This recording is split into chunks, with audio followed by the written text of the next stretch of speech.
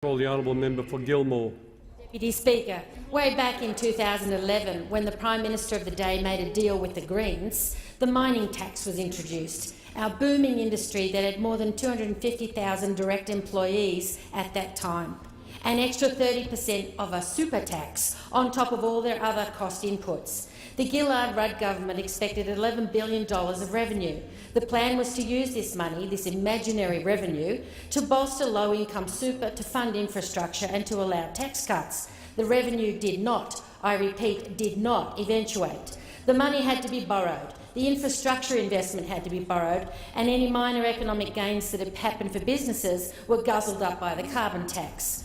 Labor sheds tears and expresses mock horror re the effect on 9 million Australians on the repeal of the mining tax. It's no wonder our budget's in such a dismal state. Those opposite have no idea, no understanding of the impact of those taxes, the mining tax and the carbon tax. It's those opposite that have punished every single Australian with a tax on electricity, gas and groceries. It's those opposite who at every step put the interest of the Greens ahead of the interests of every Australian.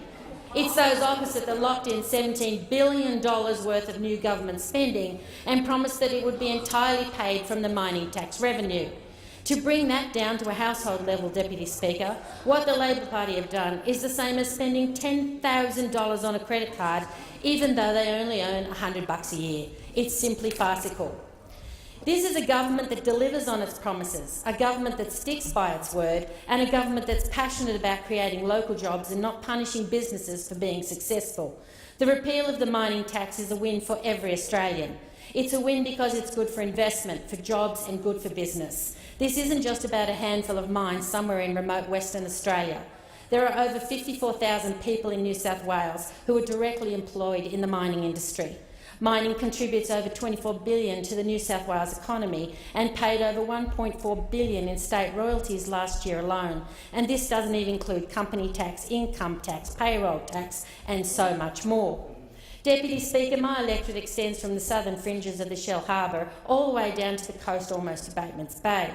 In 2012-2013, the mining industry invested over $160 million in my community, with the Illawarra coalfields beginning mere kilometres from my northern and western borders, and many live in Gilmore.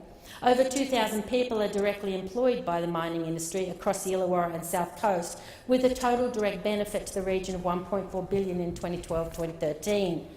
Just before the mining resources rent tax became law, the previous member for Gilmore held an employment forum for unemployed people wishing to get to work in the Roy Hills mines.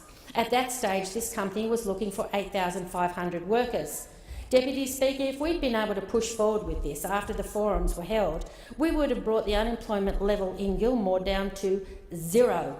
Yes, I repeat, to 0. So what stopped this? The mining tax became law and the investment in Roy Hills stopped.